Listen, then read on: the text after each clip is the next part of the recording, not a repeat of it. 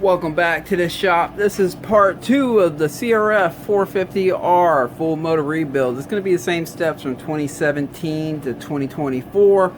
We have all the parts. They finally have arrived. So we have a piston kit here, some oil pump stuff over here, seal, spark plug. He ordered some extra parts with it, some nuts and bolts and stuff. But crank bearings, all your gaskets there. We have new cylinder, crankshaft. Let's go ahead and open up that box of the crankshaft and cylinder and see what it looks like. Now the owner did opt out on getting a new set of cases, but these should be okay for the most part. We're just gonna have to clean them out really good. Let's see, crankshaft here. Alright. So that looks good. And let's take a look at this new cylinder.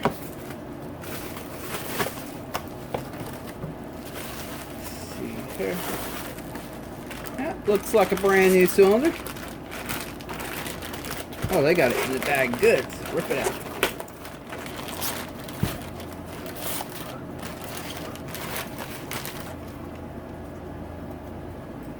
Yeah, looks good. Okay, let me clean up this mess and get the engine cases up here and let's get started on it. Alright, these crank bearings, I'm going to go ahead and put these in the freezer for now. Let them get nice and chilly. That's going to help them slide in the cases much easier when we get to that. Okay, let's start with the left side case here, I guess. Might as well pick one. Pull that dowel pin out. Take the old gasket off. We got to get these things all cleaned up. They're just littered with bearing material everywhere. Alright, let me go ahead and pull this oil squirter off because we have a new one of them.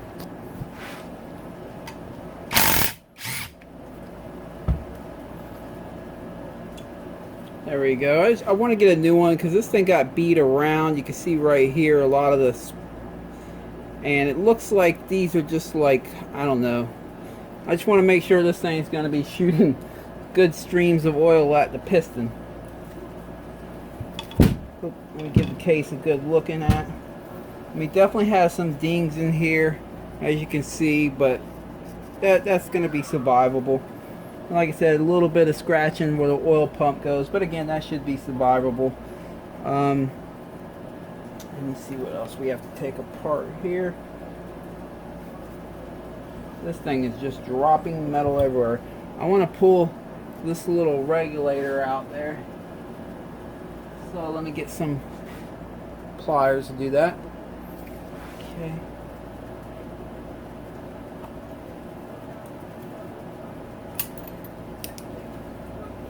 Alright, see if I can just suck that out with a magnet. Yep, there it is. I just want to get this out because I want to make sure I get it all cleaned out. Don't need any oil issues when it's all said and done. Okay.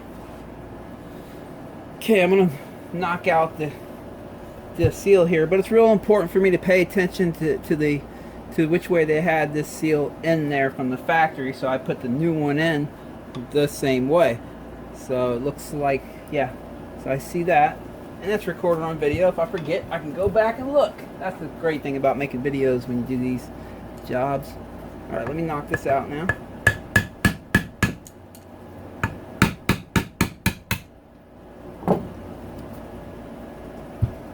There we go, that's going in the trash. Alright, so now it's time to get this bearing out of there. There's several ways of doing this, and these bearings can be a little tougher because all they have is the little rollers in there, right? So it's not like your typical roller bearing that you can just set a socket in the middle and knock it out. I mean, if you find the perfect size socket that covers all of them perfectly, you might get lucky in knocking it out. But what I find works best is this is the inner races bearing that comes on the crankshaft. There's no way of getting on the crankshaft from the factory, but when you buy these bearings from like hot rods or hot rod kits or whatever, they'll include this inner race, even though there's already one on their new crankshaft as well. And I hold on to these for times like this. But if you have to order one of these right from Honda to get yours out, then do what it takes. Do whatever it takes to get this bearing out. I think you can order just this part right from Honda. and you use it as a tool. So what I do is I set that right in here, bam, and now I'll be able to press that bearing out. I'll be able to get a good grab on the bearing and press it out. So let's go to the press. Actually, scratch that for a second. At first, I'm going to give it some taps here. If it comes out easily, I won't go to the press. Let's see.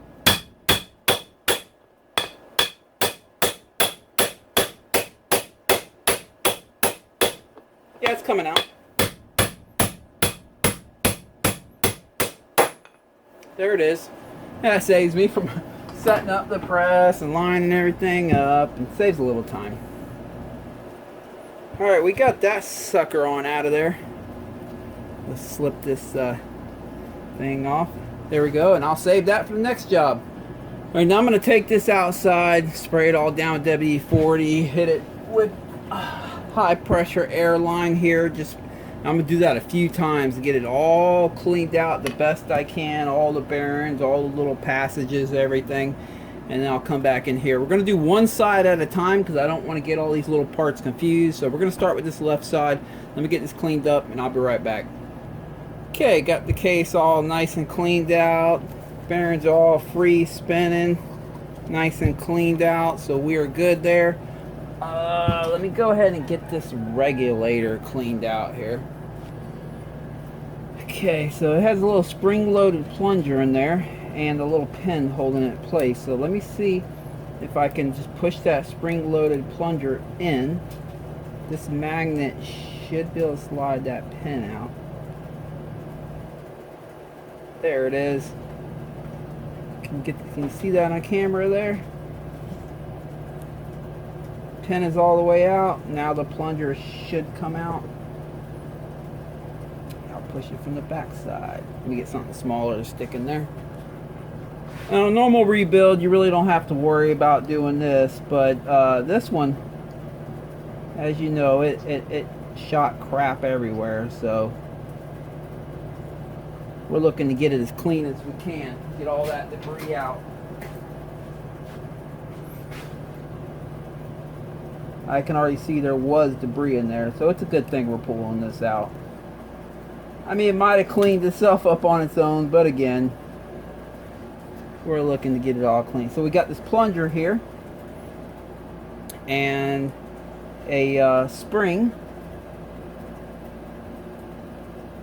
and then the housing, and of course the pin. So let me get this cleaned up. Got me a little bucket of motor oil. Old gasoline. It's good to clean parts. You just dip the parts right in the gas and it just cleans them right up. Any debris that's on it will fall right off.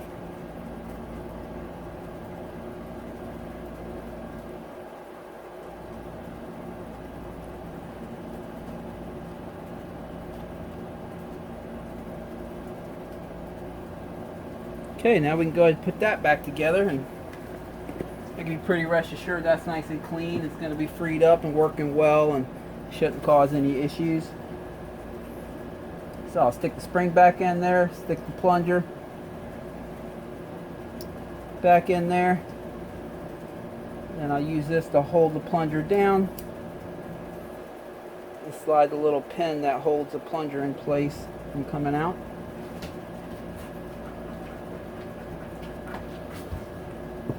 Voila, there it is. Next thing I'll do is just double check the plunger moves freely, and it does. So we'll be good. That's just a pressure relief, whatever you want to call it. Okay, let me pop this little thing back in place. There we go. Grab my snap ring pliers. Great.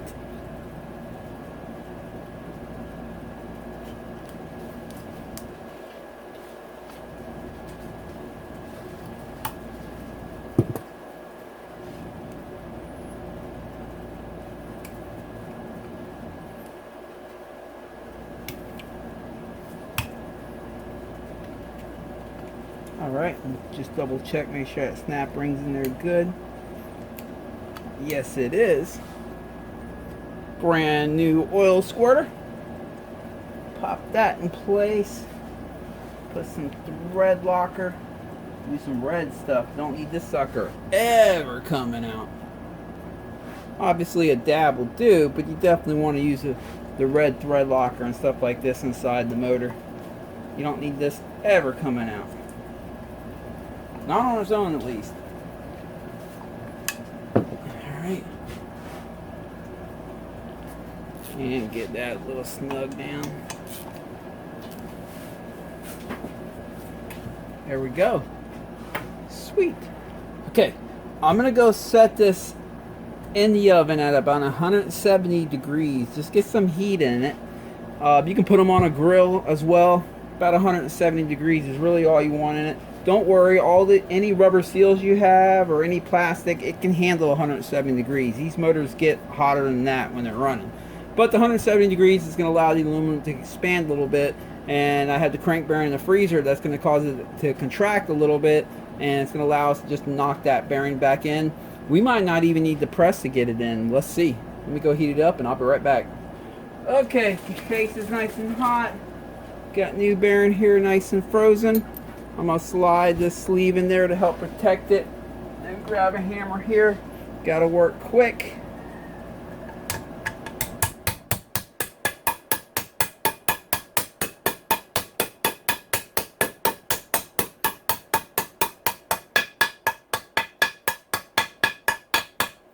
There it is, voila. You will not do any damage to this bearing hitting it the outer race like that with a hammer. Don't worry. I've seen people comment before, you never hit a bearing with a hammer. These bearings are very hard in steel. They're a lot harder than these hammers are. I promise you that. And you're not even gonna scratch it or mark it by hitting. Promise you. Done a million of them this way, no issues. Yes, I have a press here. You can just walk up to the press and press it in. But you know, for video's sake, show you guys how to do this at home. Plus, it's quicker a lot of times, and in my opinion, it's safer because when you use a press, if you don't have that bearing perfectly square as you're pressing in, it will start wearing. It will eat up the inside of the case right here, where the inside part that the bearing slides into. It'll just gouge it out. So in my opinion, it's safer to do it this way. I've never damaged a case doing it like this, or a bearing.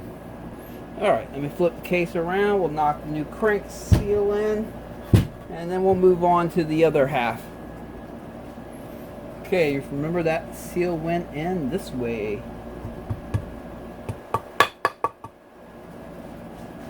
Let me get something here. Here we go.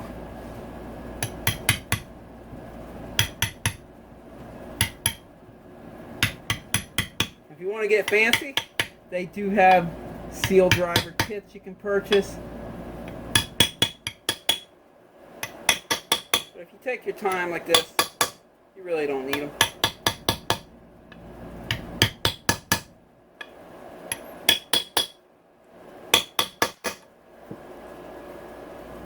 And there we go. Alright, it's still hot. Oh yeah, it's pretty hot. Grab something to grab it with, set it aside for a second or two, or a few minutes, as we work on the other dirty case here. We have to get the transmission out, so let's work on that.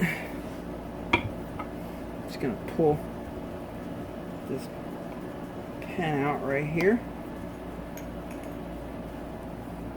You want to pay attention if you're going to pull the transmission out. You need to pay attention to where every one of these shift forks go. It makes it a lot easier when it's time to put it back together, instead of trying to figure it out.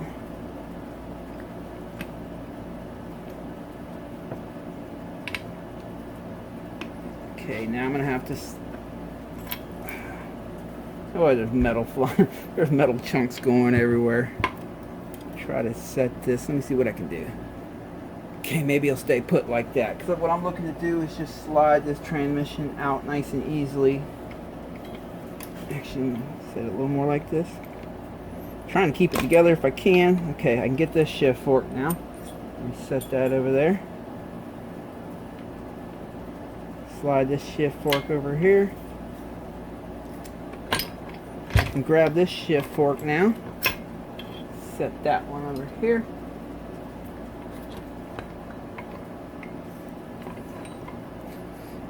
that part out and this part out. Alright. Set this aside for a minute. Now let's look the transmission over. Let's take a second and look that over. On the shift forks here, for the counter shaft that has two shift forks on it, it would be an L and an R. That lets you know which one's a right or left. But I still like to pay attention. What I'm looking for is scratch marks down here on the bottom of the shift fork. That indicates to me, like, there's a very mild one right there, but it's not bad. That indicates to me either they missed the shift or it's been jumping out of gear. One little scratch like that usually means just a missed shift. They did a poor shift one time. Usually doesn't indicate real damage, but if you see it like just chewed in, that means it's been jumping out of that gear, and you're going to really want to inspect the transmission at that point. So now what I'm doing, let me get something to point with here, is I'm going to be looking over the shift dogs and cogs. Let me show you what I mean here. If this will come off. Yes, it will. We have a lot of stuff we're going to have to clean out of these too. So what I'm looking at is this right here. You can see this ever so slightly rounded, but it's not bad. That's what a brand new would look like, as sharp as that. That's what they look like after they're pretty well broken in. Same with the other side right here, that you can see right here, ever so slightly rounded, but nice and sharp on that side. So this shows a little bit of wear. I'm gonna call it a break-in type wear. Oops, got that all wrong.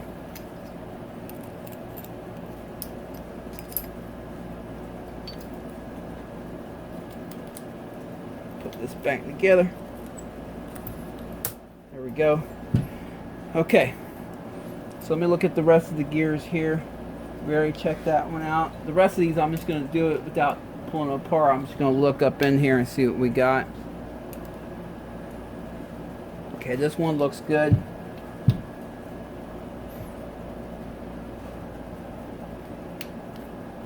And this one looks good. Alright, let me clean up this transmission and I'll be right back. Alright, got the transmission all cleaned up. I just dipped it in gas, rolled all the gears, took off the gears that I could by hand and stuff like that. If we were to replace these cases too, remember we're going to reuse these cases, we would have had to replace the seal right here as well, but because we're reusing it, that counter shaft seal can stick around. I'm just looking this over real quick and see if there's anything I want to pull off of it.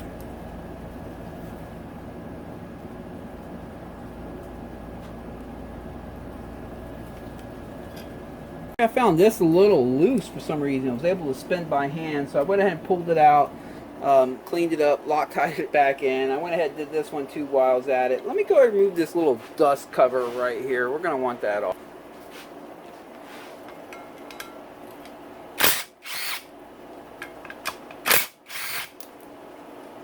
Or whatever kind of cover you call that. But that's out of there for the time being. Alright, let me pop out that oil seal right here. Again, you want to pay attention to which way it's facing. So we put the new one in the same direction.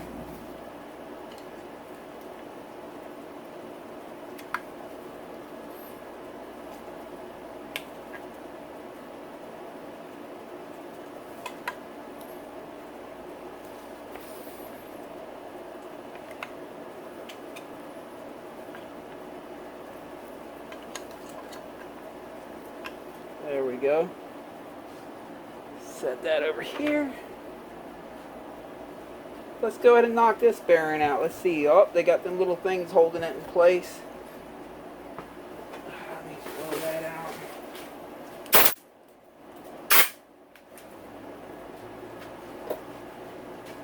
Alright.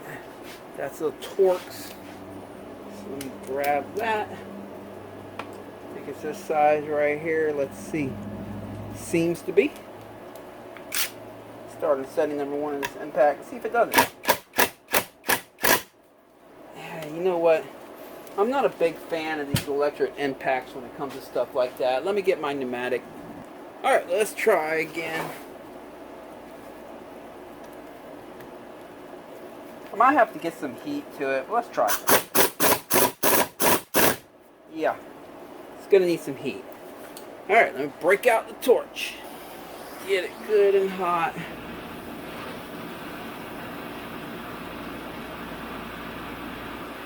And hopefully that does the trick.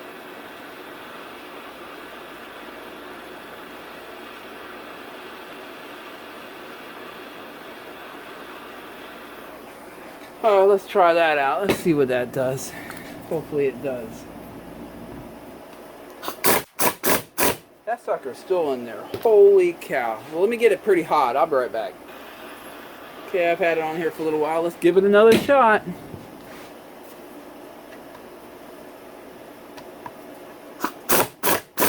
Nope.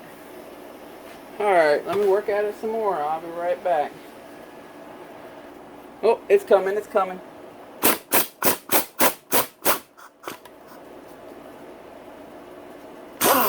I mean, they've done their job. Woo, hot. They've done their job of making sure it's thread locked in there real well. But yeah. Let me get the other one out. I'm going to do the same thing. I'm going to put some heat on it first. You don't always have to. That's why I try without heat first. But sometimes, you know. So you got to be ready for that. MAP gas is what I'm using. Although propane gas works just as well. MAP gas is a little bit hotter. So I don't have to spend as much time heating it up. But anyway, let me knock this one off. And I'll be right back. Okay, got that out. I should probably just be able to do the same thing and hit the bearing out with a hammer. Let's see. She's a big socket, right?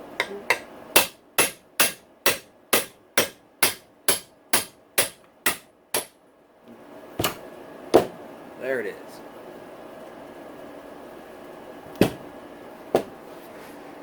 And we got to put the new bearing in. Remember, it has this little provision right here for the lockers to be bolted down, so you have to make sure you have that faced the right way. Keep that in mind when it's time to put the new one in.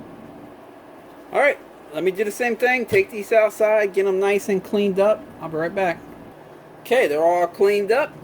Let me go ahead and put it in the oven, get it to 170 degrees, and we'll knock that crank bearing in. Okay, nice hot engine case, 170 degrees.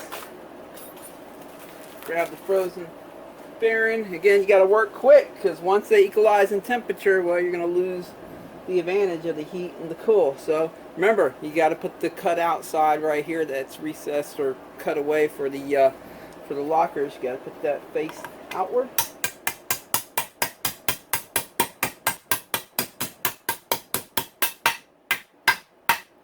Like I said, mainly you just want to only hit the outer race of the bearing all the way around until it falls right in. As long as you have the cases hot and the bearing frozen, you're not going to have to hit it hard. I already have it seated, but I'm going to give it one more round for good measure. There we go. Alright. Have all these cleaned up, ready to go. Use some red thread locker. I'm using the Stuck Nuts brand. You can pick that. I picked it up from Rocky Mountain.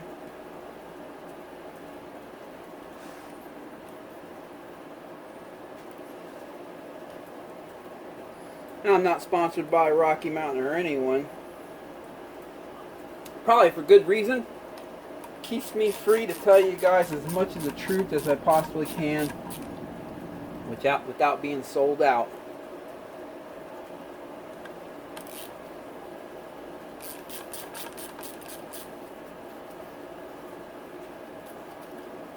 Ooh, that thing's still hot. Let me grab it with this. Alright, got that one in good and tight.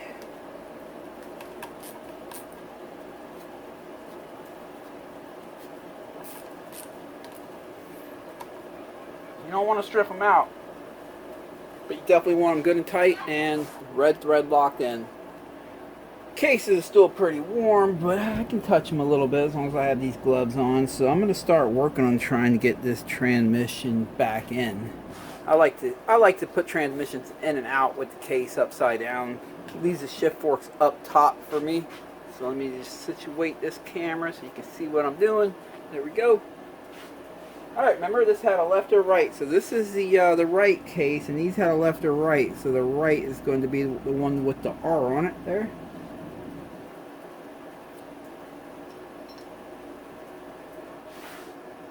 Let me set this up. I like to get everything kind of pre-arranged before I start sliding it together. Let me move this camera a little bit out of my way, and I want you to be able to see what I'm doing, but I got to be able to do it at the same time. So I got to be able to get my hands up in there. What I do is I kind of arrange the transmission where how it's going to go once it's in the bike. And I remember that this shift fork right here goes on the main shaft, and these right here I got a right and a left, so this is a right side case, so this one's going to go closest to the case. Okay, alright, so let me take that one off the shaft there. Let me take this one off the shaft right here. There we go. I'm going to start by first lining the main shaft up in the bearing. Get it up in there a little bit. Balance that shift fork there. Balance this one right here. And just kind of continue working it up in there.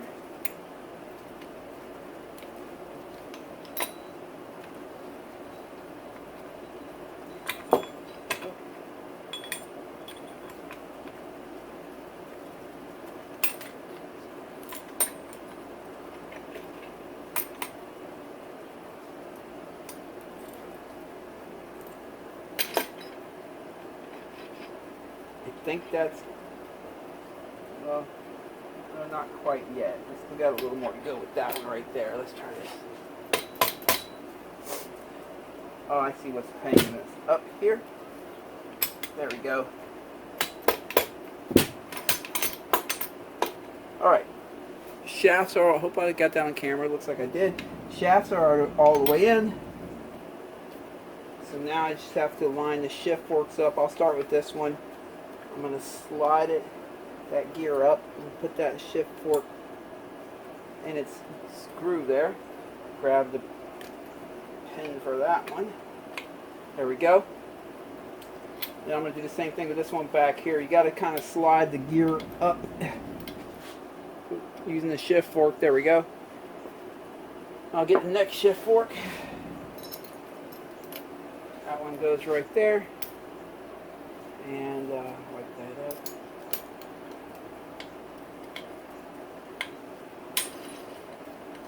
Well, that's a good sign. Good start. All right.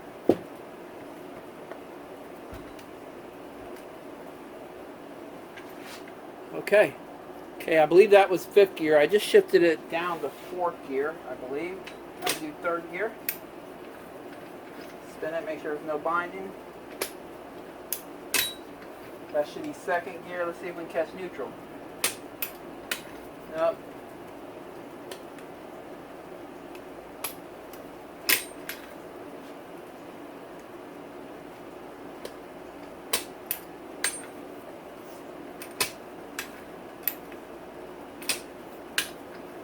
I'm sorry. That was 5th, 4th, 3rd. You got to kind of, when you do this, when you're checking the shifting, you want to make sure everything stays together in the case, so you got to keep pressing the shift forks back in and stuff. That's neutral. There we go. So we're good. We got all 5 gears. We found neutral. We're going to be good here. Alrighty. Next step here is going to be sliding the new crankshaft onto this bearing right here. I like to have everything on this side, so when it's time to put the other case on, it's just like a cap. I'm just going to cap it off. Plus, this bearing right here is a tight fit on the crankshaft. It's more of an interference fit, so it's better to get it on while you know, we can put a little bit of heat to it and the crank will just slide right on. These type of bearings right here, the other half, well, that just slides right on the crank, so there will be no problem sliding that side of the case on top of it when we're done. So let me go get the crank. And if you notice, I have not put the crank seal on this side. I have not put it in yet, and this is why, for this reason right here. So I can put some heat on that bearing without worrying about melting the seal. Once we get the crank in, then we'll worry about it.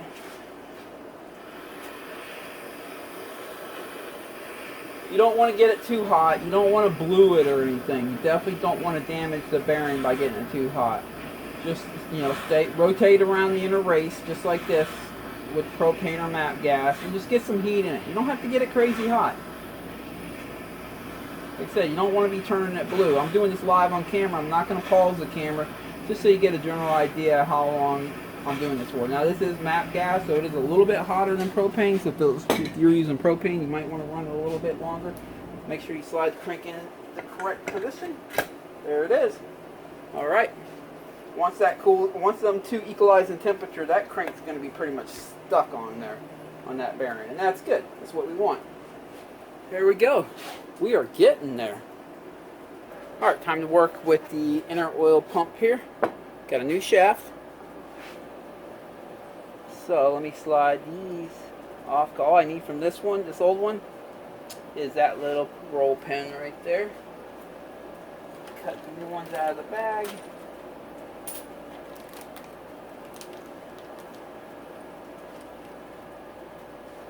Take a look here. Okay. Slide this pin back on here. Slide the new one.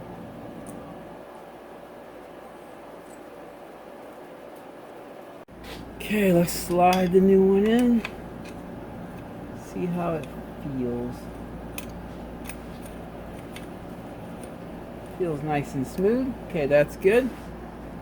Okay, I'm going to drop just a little bit of assembly lube on top of these rotors on this oil pump.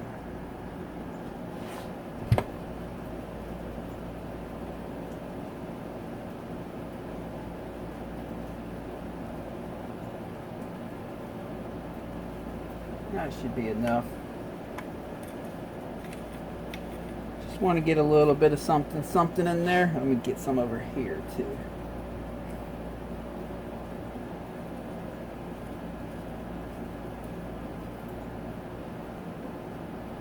And a little more. Right up in there. There we go.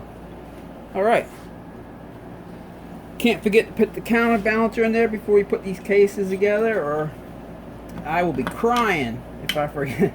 Now, until it's timed in, the counterbalancer can smack the crank, as you can see right here. But once we have it timed in, that'll get that all under control. And a few days later, here's what happened.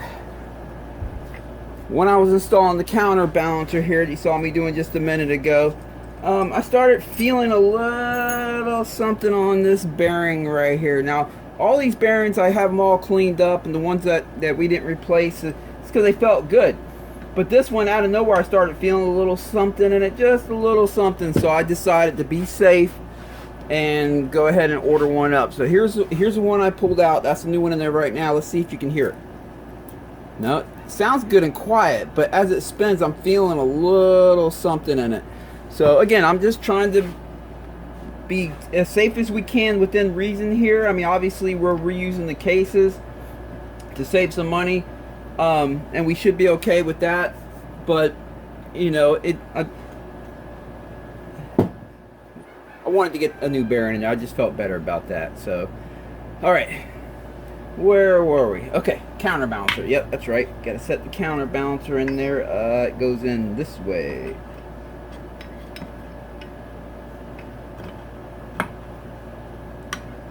There we go. And like I mentioned a minute ago, it will smack into the crank until it gets timed in.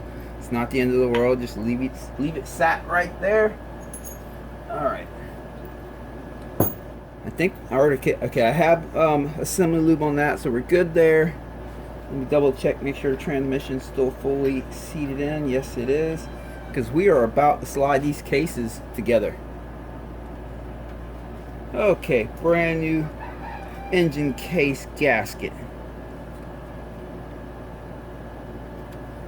Have that in place.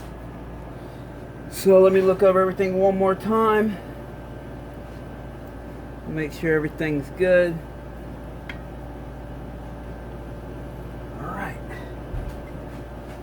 Spin it this way right here. Let me check this case half one more time, make sure everything's ready. Okay, let's go ahead and slide it on. It should just slide right on. Because remember, these bearings right here has these type of crank bearings on this side.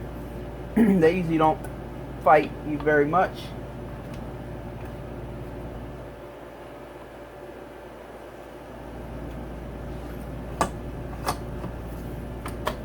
Like I said, there it is. Usually just slides right together, no problem. Alright.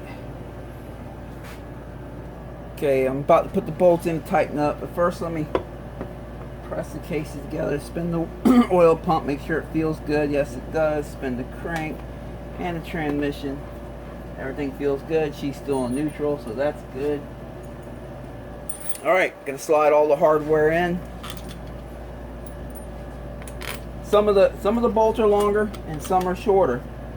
But when you have the right bolt in the right hole, they will all stick out just about 11 millimeters or so. So what I do is I take all the bolts and I just slide them in place and make sure they all stick out about the same 11 millimeters, and that lets me know I have the right bolt in the right hole. See, that one's like 3 millimeters right there. Let's try this one. I think that's it. Let's see. Yeah. All right. That one's good. That one's way too short. Oh yeah, these go over here, the short ones, real short ones. Okay, there we go for that side. Let me tighten them up. Okay, I'm going to seat these down. I'm just going to use this cordless impact on setting number 1. It doesn't put a lot of torque down, but that'll do all the twisting for me. Then after I do that, we'll be going back through by hand.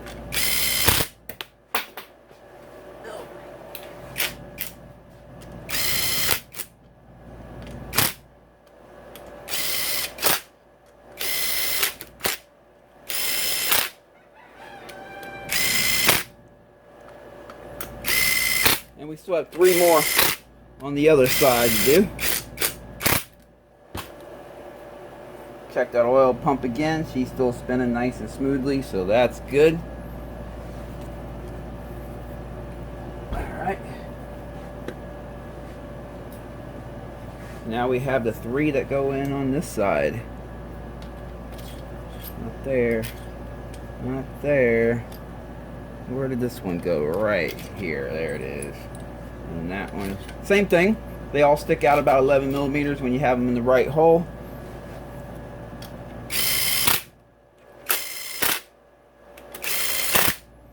Alright. And now I'll torque them down by hand.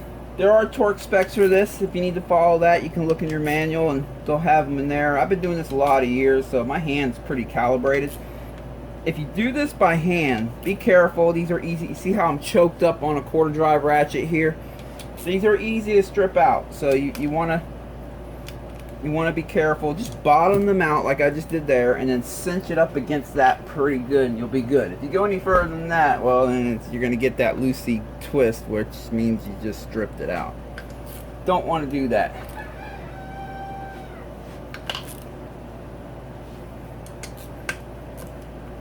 So let me do this on this side and I'll be right back. Okay, the case is together and the oil pump still spins buttery smooth. Now I will advise on these CRF450s or any type of motor that has an oil pump, what do you call it, the rotor that sits in the middle of the cases. On these motors, I suggest it's highly important to use an OEM gasket, because your aftermarket gaskets, sometimes they're a little thinner or a little thicker, and I've had them cause problems where they pinch too tightly on the oil pump because they're too thin, and then there was friction. And obviously if it's too fat of a gasket, then you're going to lose a little oil pressure. So it's always important to use OEM gaskets on these type of motors. But this one's spinning good and smooth, so we're going to be good there. Alright. Okay, got the screen all cleaned up. Let me slide that in there. We're going to go ahead and knock out the oil pump on this side real quick.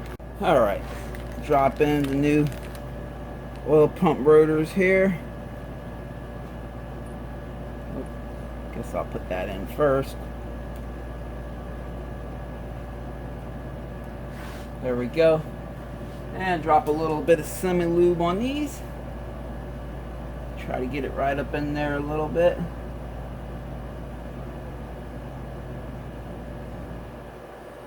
There we go.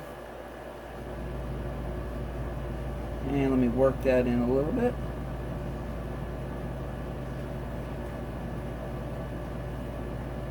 Alright. Remember, the cases did have a few mild scratches up where the rotors go, and so we decided to reuse the cases. The scratches really aren't that bad, and it should be fine as far as oil pressure is concerned. That's a judgment call that you're gonna have to make. If you have scratches, if they're really bad, maybe get some new cases. But if they're pretty mild, you can see them, but they're not too deep, then maybe you can reuse the cases if you're good with that. We decided to reuse them on this one. I think it's going to be okay. I've actually seen worse, and it turned out okay. The bike went on to put on many hours, so but that's what you're going to have to decide. We have the cover here though, and we have a new cover. So because this is a pretty cheap part, and it had a few scratches on it here and stuff, so you can see right there, so we might as well replace it. But it does have a regulator in it as well, so we're gonna have to pull that out and clean it. So let me set this aside. We have the new one right here. Of course, we have the gasket too. We have the new one right here, the new cover. So let me grab that, see what we got going on here. All right. Oh, where's my needle nose? Take these out now. That's the new one. This is the old one. Okay. Let's see if these will get it out. These things are they're pretty beat up. There we go. All right. Have the clip out. Let's see if I can just.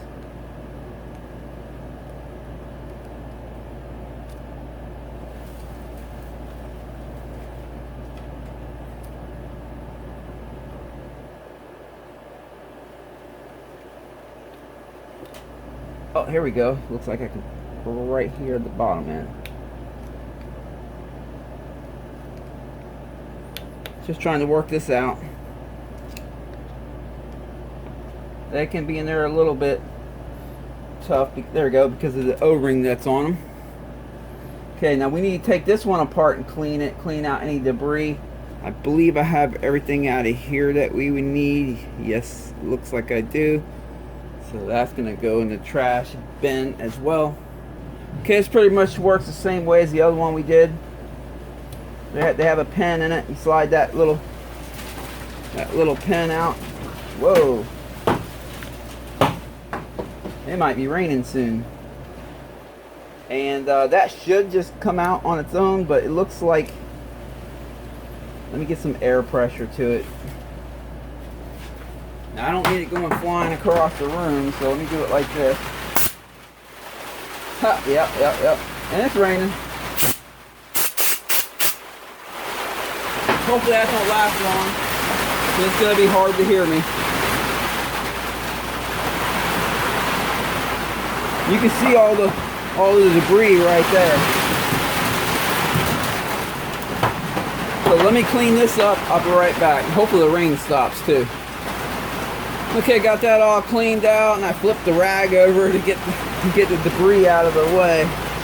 Alright, now we gotta slide this sucker back together. So we put the spring in at first, then we'll set the plunger back in.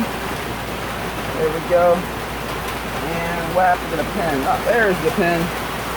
To get the pin back in, you're gonna want to stick something in here and compress the plunger. Slide the pin back on through. There we go. She's all clean and ready to go. And slide this in the new one here.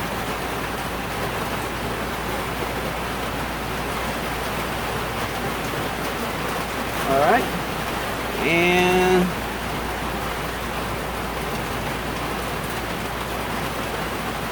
put this sucker back in.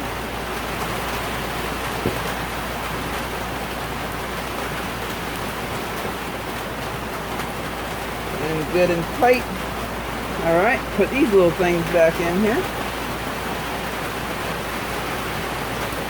Okay. And we have a brand new gasket for this.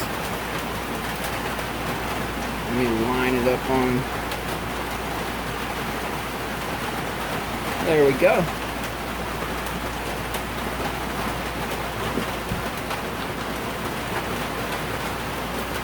Alright.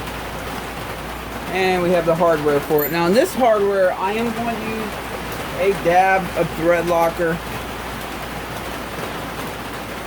Just a dab will do. It's inside the motor, and I don't need one of these bolts come loose inside the motor that hold the oil pump in place. That would suck.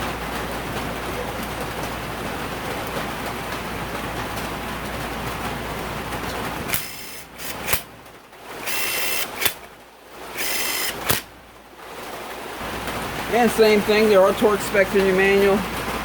I've been doing this a long time, so I got a good feel for it. If you do it by hand like me, just make sure you don't strip it out.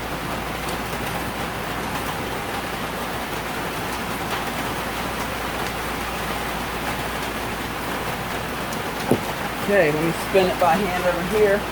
Spins nice and smoothly. So we are good. That's good news. Alright, I have this little check valve cleaned up, and I have some thread locker on the hardware for it.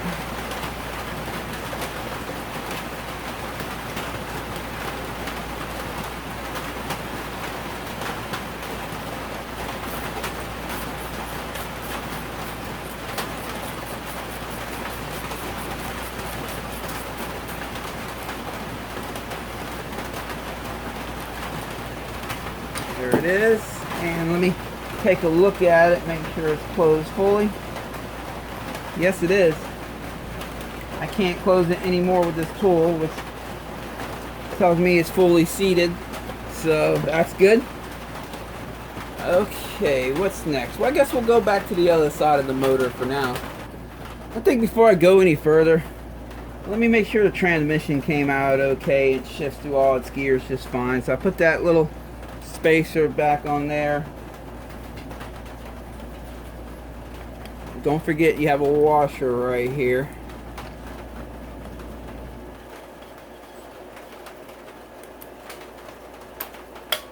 There we go. And let me grab the gear shifter.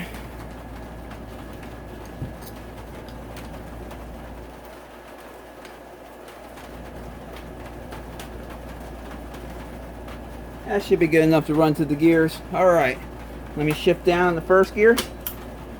I'm going to spin this shaft while holding this one, applying some resistance on it. So that's first gear. We got first gear. It's spinning freely and there's no clickety clacks or anything.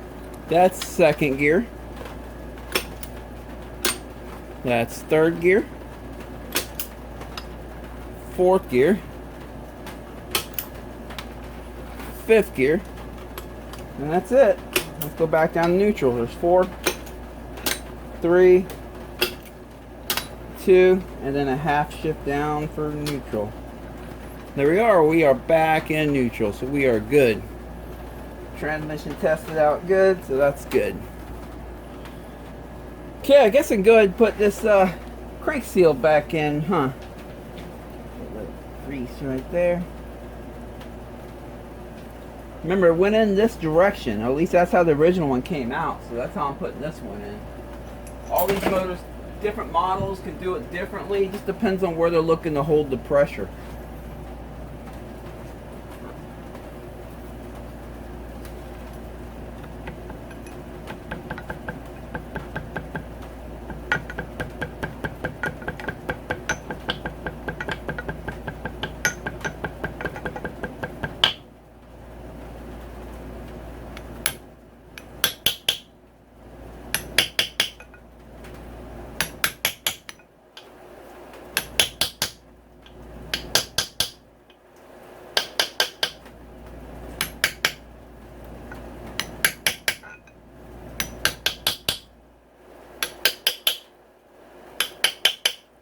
There we go.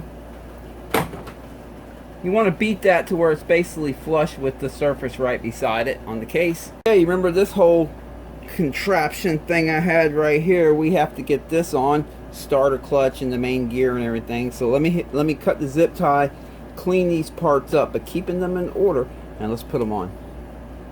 Okay, the crank has a little dot punched right here, and that means there's a flat spot on the spline right there. Get you up a little closer to see here. There's a little dot right there, and there's a flat spot on the spline right there. And this has it too on the counterbalancer. Same thing. There's no dot, but there's definitely a flat spot on the spline there.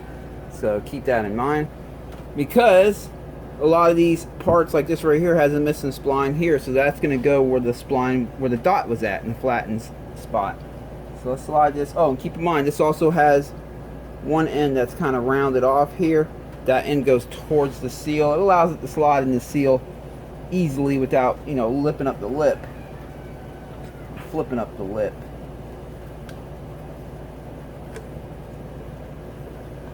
There we go. Before I put the starter clutch on, I just pulled off this ring right here, and there's still a whole bunch of debris in here. I'm going to take this starter clutch apart and clean it up. So let me do that. Okay, I got that starter clutch all cleaned up. Let's see how it feels. Make sure I got it right. Spins one way but not the other, so we should be good. Oh, you know what? Let me put the retaining clip back in it and we'll put it back together. Okay, the bearings in place in there. I got everything ready to go. Same thing, it has the one spline missing right there. That's going to go where the dot's at. Line that sucker up, slide it on. Spins one way but not the other. We are still good. Okay, got this gear right here. Let me clean it up. Blow it off. Okay, you got the T and the F that faces outward, has a dot right there. Let's go ahead. Same thing, has a cut off spline, line it up with the dot. There we go. And now we have the counterbalancer. We have to time it in with this. So we have a dot right there. So let's turn this crank. And we have the cutout in the spline right here. So let's line it up with the... And then we need to line up that dot. Oh, there's a dot right there. There it is. Let me see if I can get you closer in here so you can see what I'm talking about. There you go. So you got a dot right here, and right there. When you have them dots lined up, your counterbalancer is timed in properly. If you don't get that right, you will have some weird vibrations, and you don't want that. Okay, we have to tighten all. We have to torque these down. So let me get the stuff for that. Gonna put a little thread locker on here.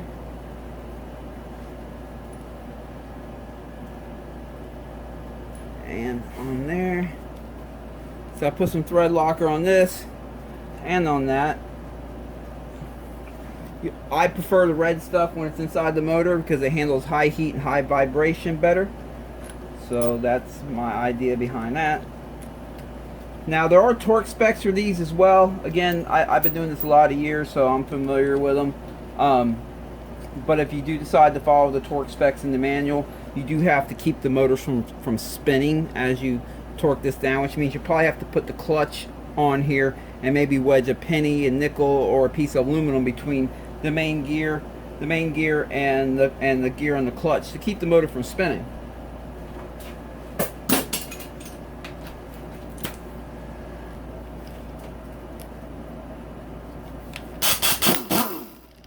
I'm going to use an impact. I'm familiar with this impact. I'm starting in setting number 1. It's the lightest setting.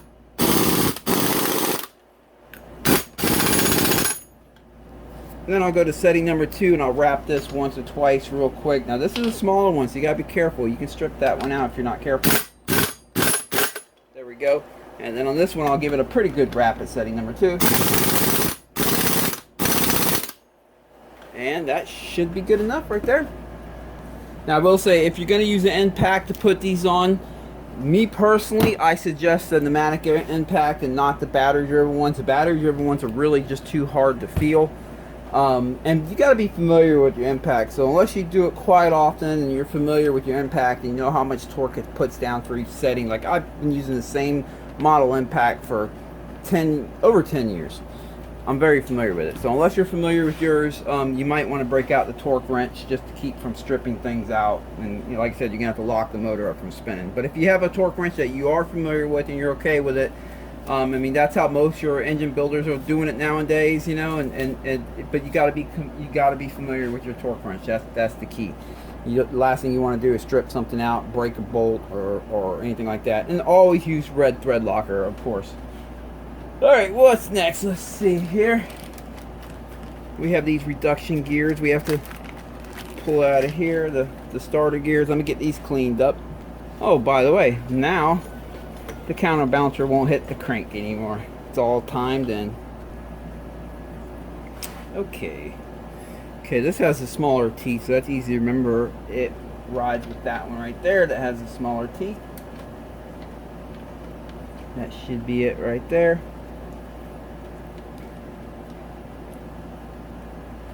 I think I was supposed to put this one on first. Oh no, we can do it like that. There we go. So let's see how it works. Yep. So if I spin it this way, it just spins the starter clutch but doesn't turn the crank. If I spin it the other way, it turns the crank with it. So we have all this lined up good and it's good to go. Alrighty. Okay, Kickstarter gears. There's a dot right here on the kickstarting mechanism. There's a dot right there. And there's also a dot right there. So make sure them are lined up if you want the proper spring pressure on your kickstarting lever. And that's if you have a 2017. If you have a 2018, 2019, 2020, they don't have the Kickstarter anymore. This was a 1-year thing right here. They gave you the Kickstarter with the electric start option. Pretty cool. Just make sure I got all this on here right.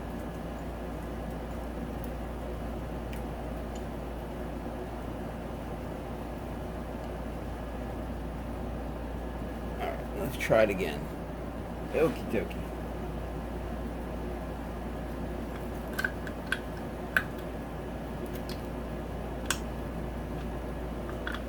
There we go. It needs to spin underneath that right there. Which I'm not going to spend too much time showing this because most of you guys probably don't have the 17 with the Kickstarter. Most of you guys doing this will probably have the 11, 12. I mean the 18, 19, 20, 21, 22, 23, 24, 25. And let's see, what can we do to get this sucker on there?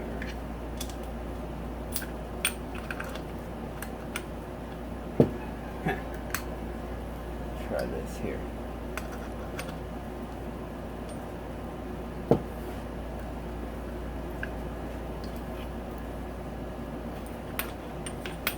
There we go.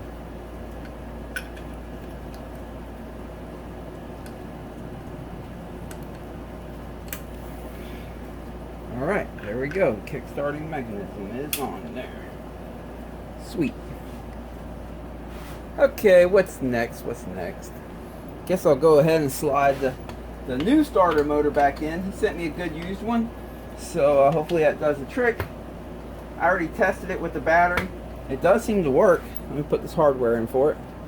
I guess I'll go ahead and put this little shield and back on, and the oil pump gear. We're about done with this side of the motor. Well, we still got to do the clutch, but yeah, guess we got a little more work to do.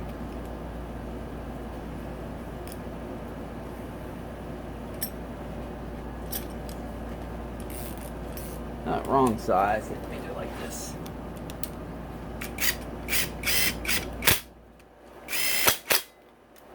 Oh. And tighten it down by hand. Alright. Okay, we got the brand new oil pump gear right here. And a washer that goes on it right there. And we have a brand new clip here. These clips, you usually could just slide them on, since this shaft right here is shaped like a cone all the way down to the groove. It usually just, there it is. Just push them on down with the flat head and your finger.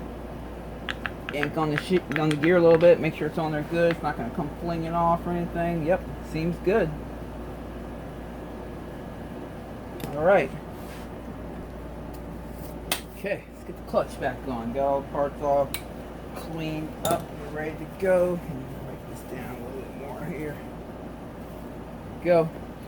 All right, got the clutch basket with the bearing on the inside of it. Just gonna spin the motor a little bit, make sure everything lines up.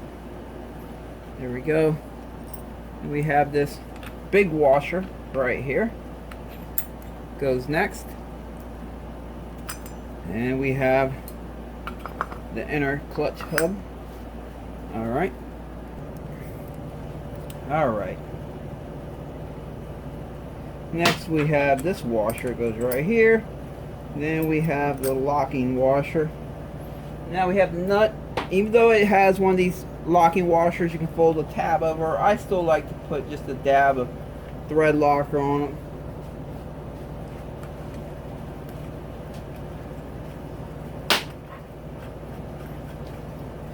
Okay, let me get my socket. Same thing, there are torque specs for this. It's in your manual. However, for this, you need that tool that holds the clutch right here if you wanted to torque it with a torque wrench. Or you can use an impact like I'm doing. Again, be familiar with your impact if you're going to do this. Don't strip it out. That's setting number 1 on this impact. Now I'll go to setting number 2. This impact has 3 settings, by the way. And there we go. Alright. Find which one would probably be the best one to fold over here. There we go.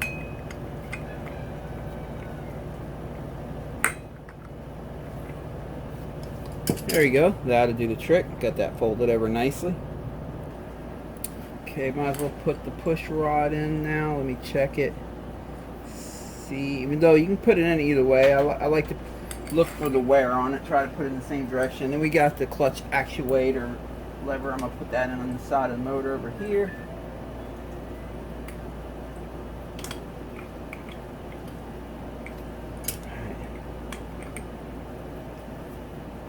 All I'm doing is I want to see it go in and out as I spin the actuator over here. Make sure I got it lined up properly, and it is, so that's good. Okay. Probably just go ahead and put that on there now. And you'll see this goes in and out as well, so we are good. Okay, clutch plates. Remember I had them zip tied in order here, so let me go ahead and cut that zip tie. And we'll put all that stuff back exactly the way we found it. So it had the these little things right here, 2 of them here. There we go. And now it's time to put the plates in.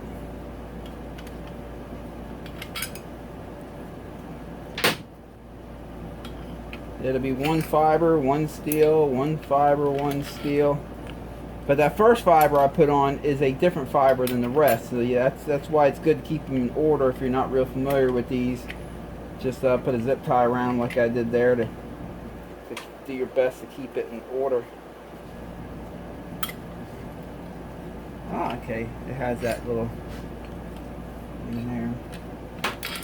Yeah, these steel plates have one. It's missing 1 tooth right there, and it lines up to that part. That's interesting.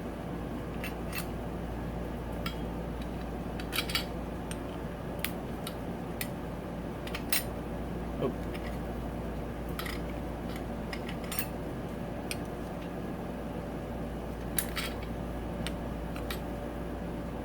And of course, if you did get all these out of arrangement and stuff, the steel plates, when you're putting the steel plates on, they are kind of directional, right? So there's this end is sharper if you slide your finger up it like this, and this end right here is rounder. It's because they stamp it from this end. You want the rounder end right here face towards the motor. That's going to help ease the clutch engagement when you're letting out the clutch, and that's how they come from the factory. And that's how this one was, and I'm putting it back in the way it came out. Okay, it appears like we can put this one on any old way. There it is, ascension fully on that. Okay. Pop clutch springs in. Yeah, great. Dropped it. Let me clean this one off real quick. There we go.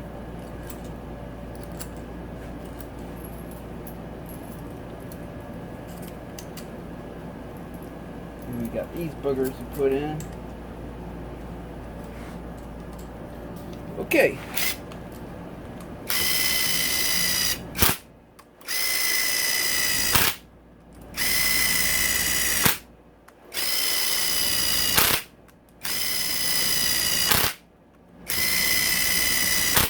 And now I'll torque these by hand. That impact right there, battery powered one, it's on setting number 1. It's very mild.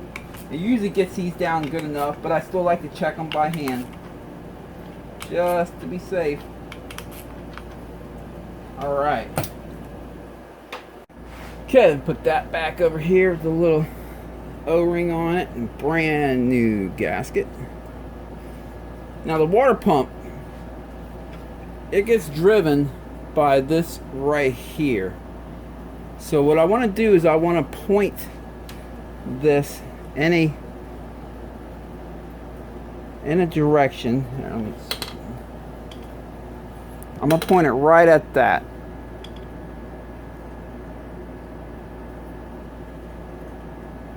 There we go. Okay, I got it pointed right at this right here. And then on the water pump, I'll do the same thing. Point it right at that. There we go. So now it should just slide on. No problem. Make sure everything's good. Double check my work here one more time.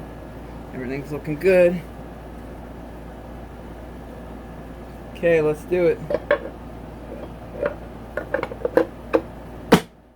Booyah! And the same thing, these go in the holes where they all stick out evenly. Some are longer, some are shorter. Just keep rearranging them until you find that they all stick out at about 11 millimeters, and then you know you have each one in the right hole.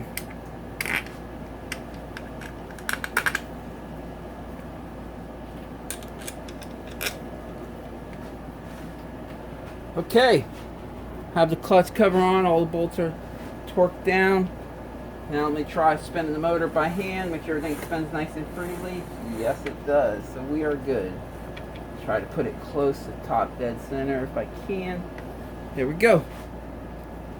Okay, we're on the other side of the motor now. Time to get the timing chain on, the stator cover, all that kind of stuff, front sprocket. We got to get this thing cleaned out. This is magnetic, and as you can see, all that trash just kind of sticks to it after a while. So let me get this all cleaned up. Got the little keyway here. Pop that in. Usually you got to give these some love taps with the hammer. Get them in there.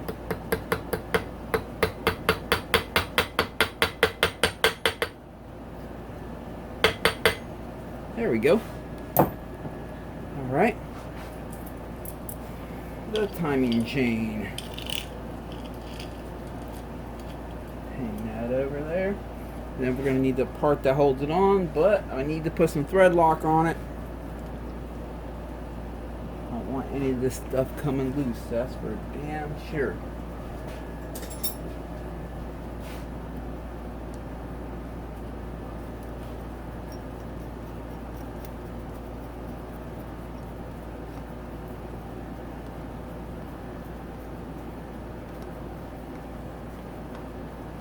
Alright, tighten that by hand.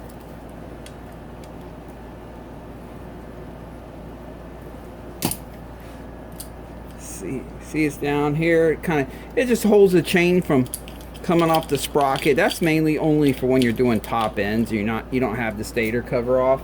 It makes it where you can, take the timing chain off, let the chain just sit right in there. take it off the cams, I mean, let it sit right there, and then pick it back up and it's still lined up on that sprocket. That's all that's there for. Okay, we got to get the stator on. Let me get a little bit of heat on it. Let's take a heat gun, shoot it down the middle, a little bit of it. Just get a little bit of heat in it so it expands. You don't have to do this. I didn't do this for a million years, man. I only started doing this recently. I saw some other guy's video where he did it. I was like, that's pretty genius, because it'll cause the metal to swell a little bit or expand. And it's just going to kind of allow the stator to get a tighter fit on the crank. Yep, she's pretty warm. All right. Slide it on here, make sure it lines up with the keyway, and double check. Yep. It's looking good, and I can see it in there, so it's definitely lined up. Okay. Put some red thread locker on it.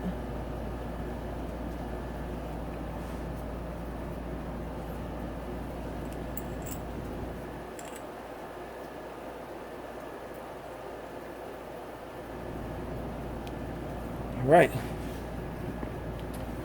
Start on setting number 1.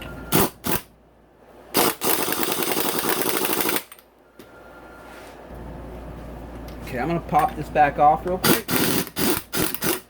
Just take another visual real quick. I like to double check everything and just make sure it's definitely lined up with the keyway in there. Yep, I can see it in there. It's good. Alright. I got OCD sometimes. Put a little more thread locker on it. Okay, setting number 1, just very mild setting.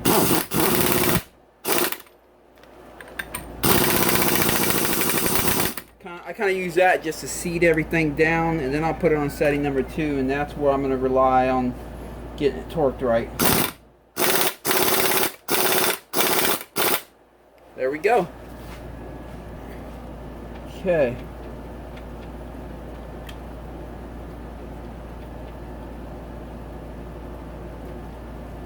There it is. Let me just set that down there gently. Oh yeah, let me go ahead and knock this out while we're here. Might as well go ahead and get the front sprocket on here. This has this little, I guess you can call it an O-ring. And we got the spacer that goes over it. Now make sure you get these on the right way. One side sticks out further than the other. The side that sticks out is the outside. If you get that wrong, it's going to cause it to dog walk on the chain, and you don't want that. It'll wear out the side of the sprocket prematurely and everything like that.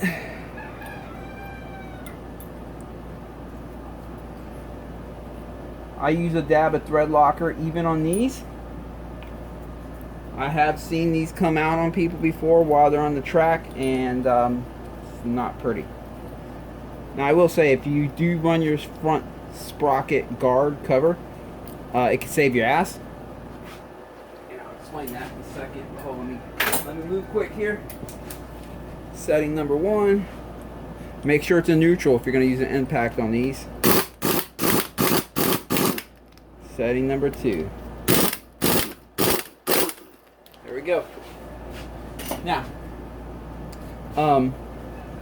what happens is when these come loose, if this comes loose and you don't have a front sprocket guard on, it's just going to come all the way out, and then your front sprocket's going to pop off, and it's going to cause the chain to get binded up and lock your rear wheel up. It's not good. But if you have this guard on right here, you see this part right here, that covers the bolt here, and as it starts coming out, it will hit this guard, and the way that it's spinning this way, it's going to keep trying to thread it back in. Every time it bumps this, it's going to thread it back in a little bit. And that will keep it in place for quite a while until it eventually wears its plastic, but hopefully you notice it by then, and it can save your ass.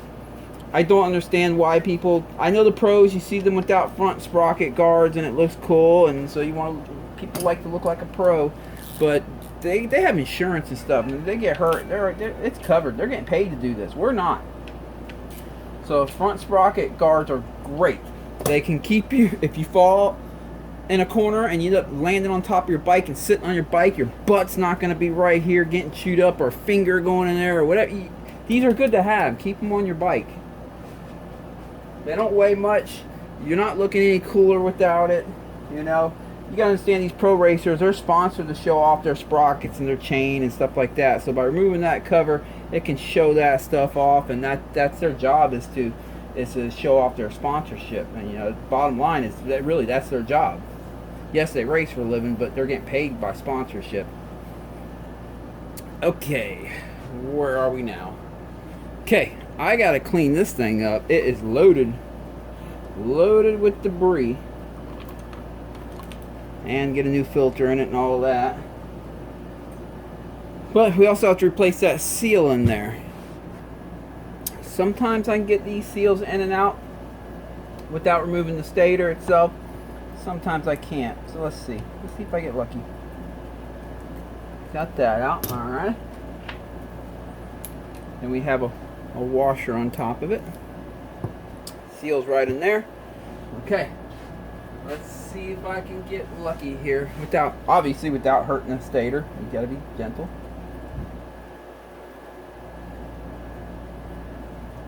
No, I think I'm gonna have to pull the stator out. Yeah, bummer. Well, guess it is what it is. Maybe that'll give us an opportunity to get it cleaned up even better. So let me just go ahead and remove the stator all together, because it has a lot of metal stuck to it too. We gotta get all that cleaned off. That's the old gasket. Throw that away. We got a new one.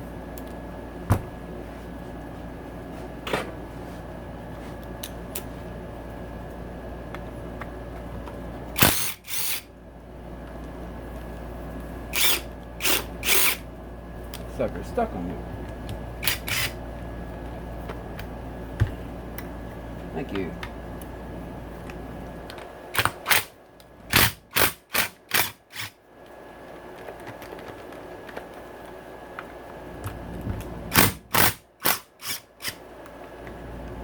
They are getting stuck on them. Alright. Okay, got them out. Got these out. Let me get this stuff to get it cleaned up. Alright. Yeah, let's pull the stator on out of there.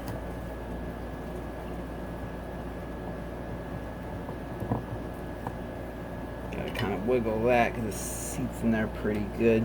Okay, now we should be able to pop that sucker out pretty easily because it has that little slotted area right there. Lets you just get something in there.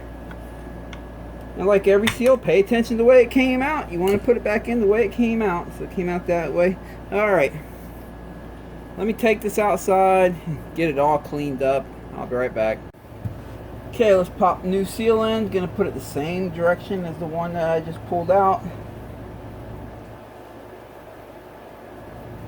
A lot of times I can get these in with my finger. Let's see.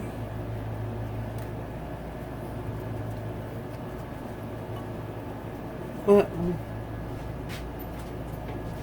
just grab a socket though, give it some lug taps.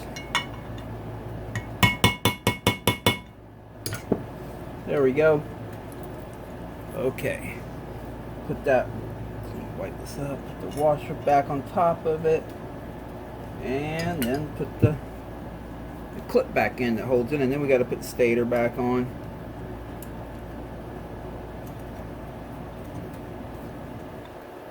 We're getting there. We're about to move on to the top end, which I'm looking forward to. Getting bored of working down here in the bottom end. Ready to get some top end action.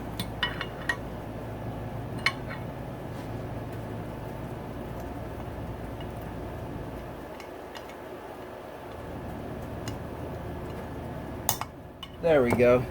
Got that in place good. Alright.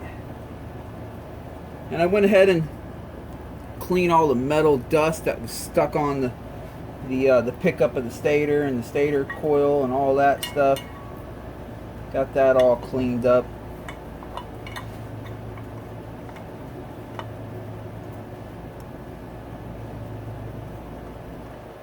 Line everything back up. Alright, that's looking good. Put some thread locker on the hardware.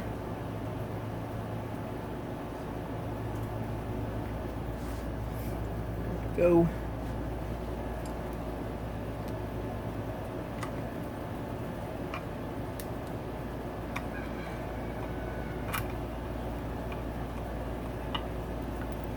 Alright, let me tighten this stuff up and I'll be right back. Alrighty, brand new gasket. These are steel shim gaskets, so they like to stick to the magnetic on the stator flywheel there. Okay, got that on. When you slide this on, obviously the metal in these coils right here are going to grab the magnets in the flywheel. It's going to grab it and take it right out of your hand, so be ready for that.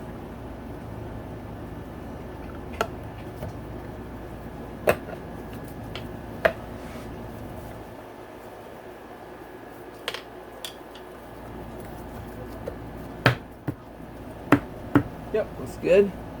Okay, let me put the hardware in. And the same thing, you put all the bolts in first, make sure they're all sticking out evenly, about 11 millimeters.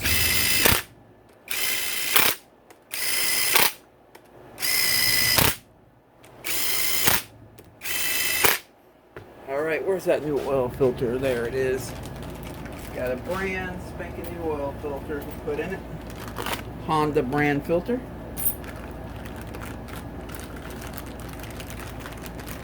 I do like to use OEM filters when I can because they do have a pressure relief valve built into them. And who knows what the aftermarket ones are set to, right?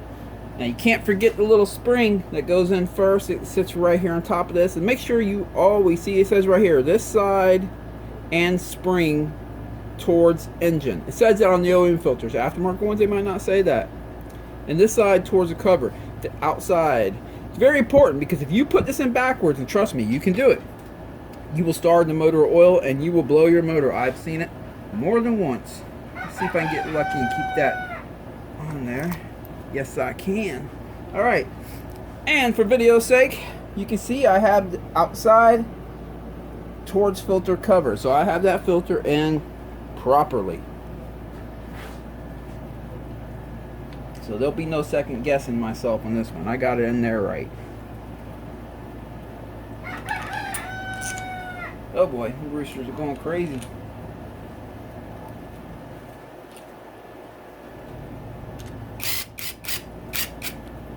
What do I do with that one right there? Let me see if I can. Oh, here it is.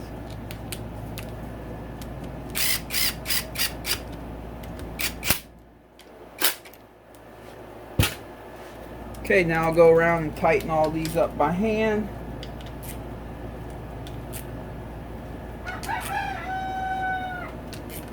And then we're going to give the motor another test spin. I like to keep spinning them as I'm working on. I want to make sure nothing ever binds up. If something binds up, I want to catch it pretty much right away. Ah, we almost missed that one right there. I want to catch it pretty much right away so I know where it's at. But to do that, once you have the timing chain in, you have to pull the timing chain out and hold it straight up like this. And now spin the motor. It's feeling great. Set it close to the top dead center again. Drop the chain in there nice and gently. Okay, we're pretty much done with the bottom end here. So I'm pretty much going to stop this video right here. I'm going to call this part 2. And I'm going to start right away on part 3, which is putting the whole top end together, adjusting the valves, setting the cam timing with the brand new piston cylinder, all that. And when it's all said and done, we're going to put some power to the starter. And let's just make sure it works. That's going to be in part 3. This is the end of part 2. So stay tuned for part 2. I'll have that up in a day or two. I'll catch you then. See ya.